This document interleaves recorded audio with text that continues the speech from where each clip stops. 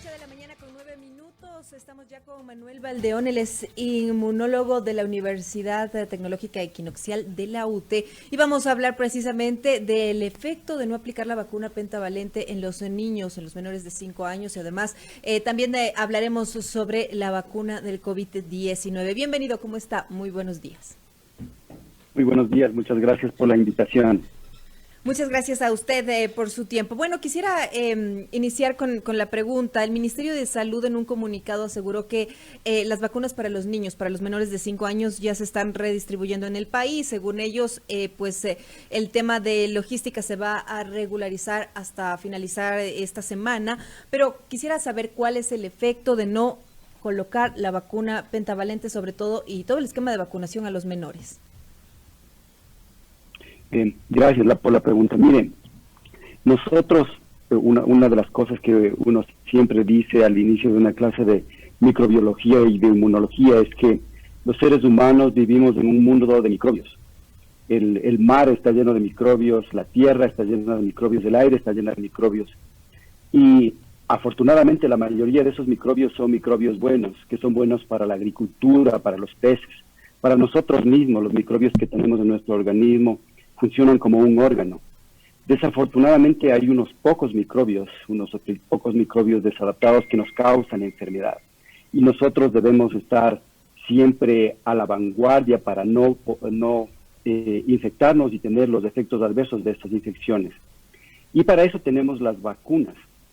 Entonces, antes de que exista la actual pandemia del COVID-19, nosotros convivíamos con estos microbios y a través de la vacunación los mantenemos bajo control, evitando que los niños, en este caso, no adquieran enfermedades muy graves.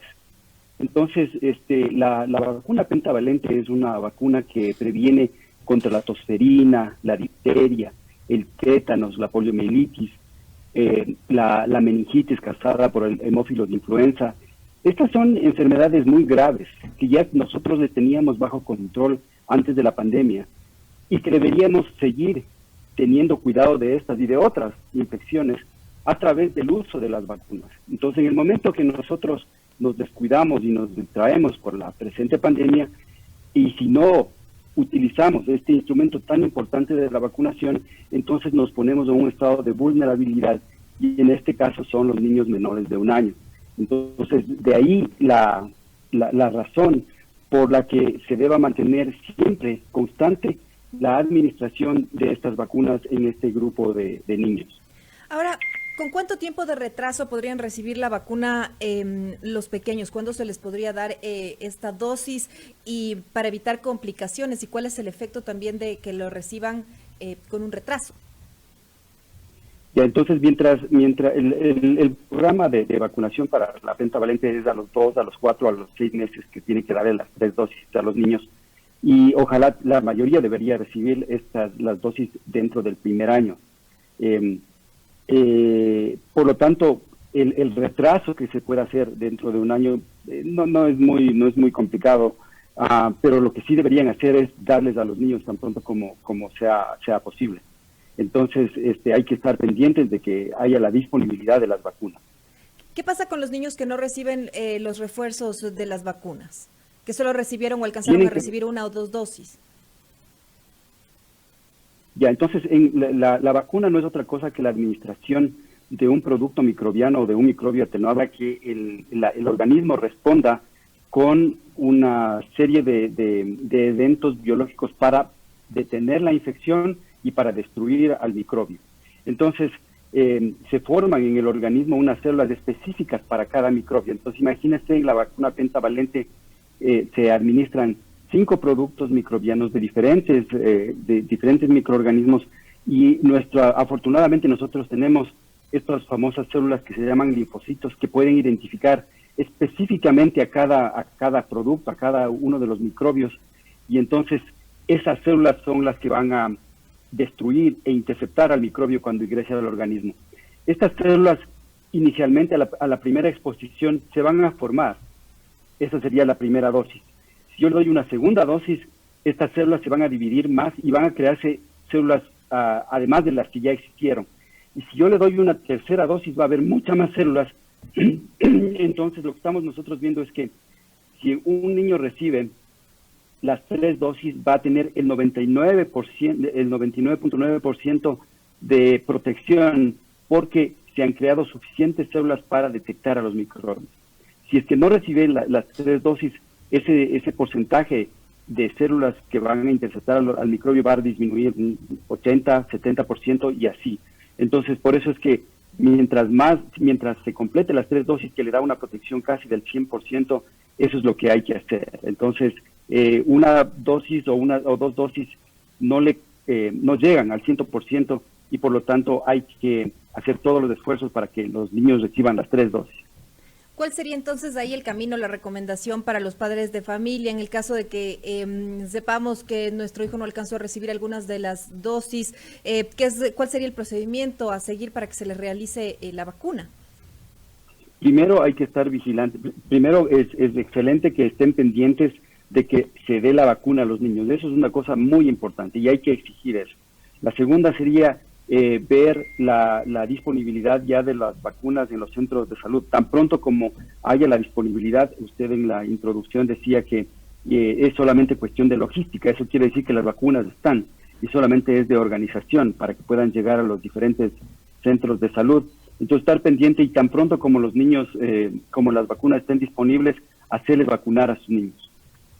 Quisiera también aprovechar la entrevista para preguntarle sobre las vacunas contra la COVID-19. Hay un segmento de la población que ya debía recibir una segunda dosis, un refuerzo. ¿Qué es lo que pasa si no lo reciben o si lo reciben después del tiempo establecido? Ya, entonces, igualmente, a lo que acabamos de indicar, para las vacunas de las que se está, por ejemplo, la vacuna de Pfizer, la vacuna de Moderna, que necesitan 2 dosis, la una a los 28 días y la otra a los 21 días después de la primera dosis. El estudio de fase 3 se hizo con estos tiempos. Es decir, que para la vacuna de Pfizer, se tomó las personas, se les vacunó, se esperó 28 días y se les vacunó después. Solamente después de la segunda dosis se vio que había una protección para que las personas no adquieran el COVID-19 de aproximadamente 94%. Ahora, si es que solo recibieron la primera, no va a ser el porcentaje de protección, va a ser, como le decía hace un momento, alrededor del 70%. Y esto es un problema. Este es el primer problema. El segundo problema es que, no es un problema solamente para los que se vacunaron, sino para el resto de la población, es que hay una competencia, digamos así, entre el microbio y la respuesta inmunológica de las personas. ¿Cómo es esto? Si es que yo recibo la vacuna, yo voy a tener muchas células que van a destruir al microbio. El microbio, por su naturaleza, tiene tendencia a cambiar, lo que se llaman estas famosas mutaciones. Si es que yo recibo la vacuna parcialmente y tengo una forma de interceptar al virus, este virus va a cambiar y se va a hacer más agresivo si es que yo le doy tiempo y no tengo la segunda dosis para eliminarlo completamente. O sea que podría ser incluso contraproducente haber recibido la primera dosis y no recibir una segunda a tiempo, porque se podría fortalecer el virus al momento de atacarnos. Exactamente. Entonces, esta competencia, si yo no tengo una respuesta completa con una segunda dosis, yo le estoy dando la oportunidad al virus para que cambie. Es como darle a una persona en otro escenario, tal vez se pueda comprender mejor. Y imagínense que estamos hablando no de virus, sino de bacterias. Si yo me tomo para una infección bacteriana un antibiótico a una dosis que no está completa, yo le doy oportunidad a la bacteria para que cambie, mute y pueda hacerse resistente a este antibiótico que yo le di a dosis bajas. Algo similar va a pasar acá claro, son virus, aquí no se utilizan antibióticos, pero el hecho de tener una respuesta inmune parcial le va a dar oportunidad al virus para que pueda cambiar. Ahora, esto en una persona, imagínese a nivel de la comunidad. Esto es un concepto importante que debemos aprender también. Para hacer lo que se llama la inmunidad de rebaño, lo que necesitamos es que se vacune la mayor cantidad de la población en el menor tiempo posible. ¿Por qué? Porque de esa forma nosotros tenemos que la mayoría de la población va a tener una respuesta inmune y no le va a dejar al virus seguirse diseminando, y en el corto periodo de tiempo no le vamos a dar al virus la oportunidad de cambiar, de mutar. Ahora, ¿qué es lo que pasaría si no se hace eso? Si solamente un grupo pequeño de personas reciben la vacunación y se dilata el tiempo para la vacunación, estamos dándole al virus la oportunidad de seguir cambiando, y como hemos visto ya desafortunadamente en otras latitudes, los cambios que se producen y que nosotros podemos ver del virus es que se hace más bien, se disemina más rápido, y desafortunadamente en algunos casos inclusive puede evitar la respuesta inmunológica. Entonces, estamos en un estado de guerra, diría yo, contra el virus, y se deberían tomar políticas públicas como en un estado de guerra, es decir, movilizar a todo el contingente posible de salud, a las organizaciones que dan la seguridad para que se haga esto de la forma más rápida posible. Si no, miremos cómo están tratando la pandemia en otras latitudes. Ahí se está utilizando justamente esta aproximación como que fuese un estado de guerra, justamente porque eso va a permitir que se vuelva más rápidamente la normalidad, que los niños puedan ir a las escuelas, que las personas puedan retornar a su trabajo. Es decir, es una inversión para la economía mismo, si es que la gente se preocupa más por la economía, y también para la salud de la población. Pero esto no lo hemos visto. Que se deben tomar. ¿Considera usted, cómo ve usted la situación ya en el tema del gobierno? Porque no hemos visto una reacción rápida, no hay un plan claro sobre el tema de la vacunación. No ha habido respuesta, apenas las autoridades se pronunciaron en un escueto comunicado en el que realmente no dicen ni cuándo mismo llegan las vacunas. Entonces, por ese lado, ¿cuál sería la posición ahí cuando ni siquiera vemos un plan de despliegue para vacunar a las personas, no? Sí, ese es un problema grave que tiene que ser superado, y que los medios de comunicación y la sociedad civil debemos de estar denunciando que se haga que se clarifique y se establezca un programa. Deberían haber actividades con fechas de cuándo se van a cumplir las cosas. Desafortunadamente nosotros siempre dependemos de terceros, ¿no es cierto? Nosotros estamos comprando las vacunas y la disponibilidad no es tan favorable para países como el nuestro, pero deberíamos insistir. Cualquier vacuna es buena, de las que hasta ahora se han desarrollado y en las que se han hecho los estudios de fase 1, 2 y 3. Si usted ve en la literatura científica, hay varias vacunas que son muy buenas. Se podría negociar con cualquiera de esas vacunas. Mientras más fácil sea el manejo de las vacunas, mejor para nosotros, porque tenemos una infraestructura que permite manejar vacunas a temperaturas de refrigeración, no de congelación. Eso es un problema grave que tenemos, pero bueno. Claro, como son las de Pfizer y BioNTech, ¿no? Que necesitan un alto grado de estar congeladas, ¿no? Al menos 70 grados, me parece. Sí, esas, por ejemplo, son difíciles de manejar y es costoso mantener la cadena de frío. Otras como Moderna, por ejemplo, y las otras que solamente necesitan refrigeración, esas son las que nosotros hemos estado acostumbrados a manejar. La vacuna pentavalente, por ejemplo, solamente necesita refrigeración. Entonces, lo que tenemos que hacer es continuar con las negociaciones al más alto nivel, pero esas negociaciones tienen que hacerse, como le digo, haciendo una inversión. Si se hiciera una política pública de un estado de guerra, se debería invertir en este programa de vacunación para tratar de volver a la normalidad y que se pueda una vez más retornar a las actividades económicas que todo el mundo está deseando. Y en este punto y considerando lo que usted nos acaba de decir, que debía ser tomado como una época y como un cuarto de guerra las diferentes acciones, ¿considera usted que el gobierno se distrajo en cuanto, por ejemplo, al tema de las vacunas infantiles, que se centró en el tema de la pandemia, que no dispuso el dinero necesario para la adquisición de las vacunas infantiles? ¿Qué pasó ahí? No conozco de cerca, pero es evidente que hubo un descuido desafortunado. Como le decía, vivimos en un mundo microbiano y hasta esa realidad siempre debemos de estar pendientes. Otros problemas que nosotros tenemos de salud y que también no están siendo manifestados es, por ejemplo, el cuidado que se debe tener a las personas que tienen enfermedades crónicas no transmisibles, como la diabetes tipo 2, como la hipertensión. Muchas de esas personas ahora mismo ni siquiera quieren asistir a los hospitales por miedo de contagiarse. Y el personal de salud está completamente entregado a cuidar solamente la cuestión de la pandemia y dejan de lado estas enfermedades que también antes de esta pandemia eran pandemias o son pandemias que nosotros estábamos viviendo.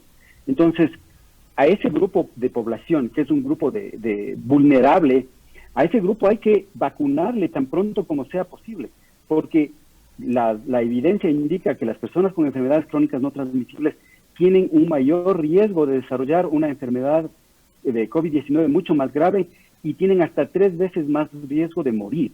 Entonces, mire usted cómo estas otras pandemias que estaban presentes antes de que aparezca la pandemia del COVID-19 han dejado de ser tratadas como deberían ser. Y ahora estamos viendo las consecuencias, en este caso que estamos tratando la deficiencia de la vacuna pentavalente. Doctor. Entonces, estos son actividades que no se deben interrumpir y más bien se tienen que tener cosas innovadoras, alternativas para mantener la vacunación. ¿Qué vamos a hacer ahora que tenemos la vacuna pentavalente? Miren, en Camboya, por ejemplo, hace pocos meses se dejó de vacunar e inmediatamente aparecieron los casos de poliomielitis, parálisis en los niños, problema gravísimo. ¿Qué hicieron ellos? Hicieron campañas de vacunación. Cuando fuimos a la escuela de medicina hace años, nosotros hacíamos campañas de vacunación, de casa en casa íbamos a vacunar. Ahora se puede hacer lo mismo, siguiendo todas las normas de protección para el personal de salud, para que puedan hacer la vacunación. Ahora, Eso le digo, hay que tener creatividad, hay que ser innovadores para seguir dando el cuidado de salud que la gente se merece.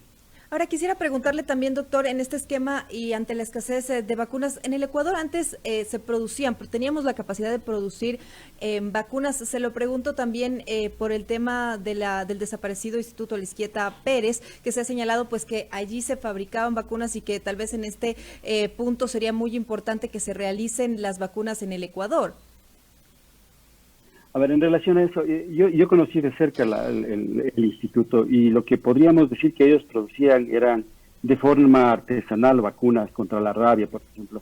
Pero los estándares tecnológicos que ahora necesitamos, el instituto como estaba, sería imposible que se puedan realizar vacunas ahí.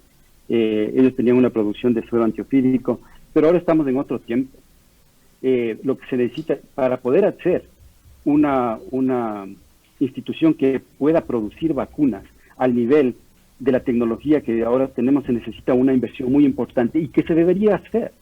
El Ecuador, y aquí deberíamos hablar a nivel no solamente de un país, sino de la región, la región andina, por ejemplo, o latinoamericana, deberíamos tener centros grandes de producción de vacunas, porque tener una de estas facilidades para hacer una de estas fábricas para hacer vacunas es muy costosa.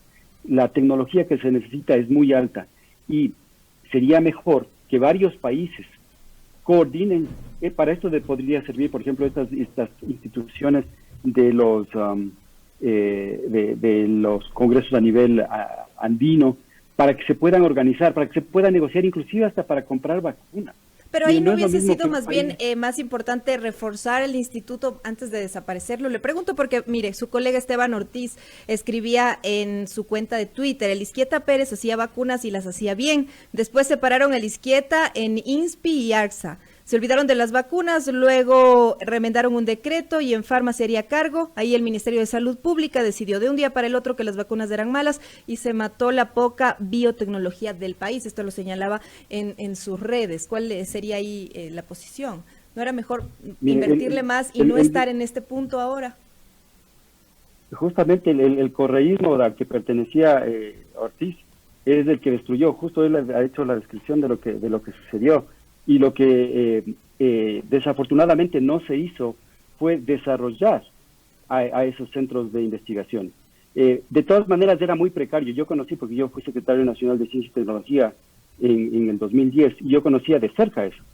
Y lo que había era un laboratorio que no tenía las suficientes capacidades como para producir una vacuna, de alta tecnología como la que nosotros tenemos ahora. Entonces, yo creo que es conveniente tener a nivel regional. Yo argumentaría ahí que por el costo, por la sofisticación que se debe tener para producir un biológico como una vacuna, se requeriría la colaboración de varios países para poder tener una estructura que permita producir vacunas para toda la región. Y esto sería mucho más conveniente, sería inclusive más barato y tendríamos disponibilidad para esto. Ahora, en el futuro vamos a necesitar de una instancia que produzca vacunas.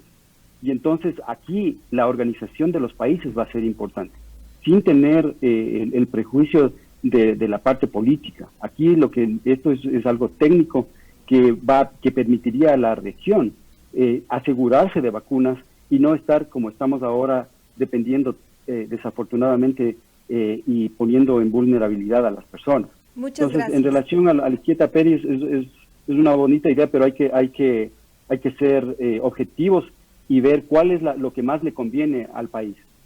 Muchas gracias por su tiempo y por esta entrevista.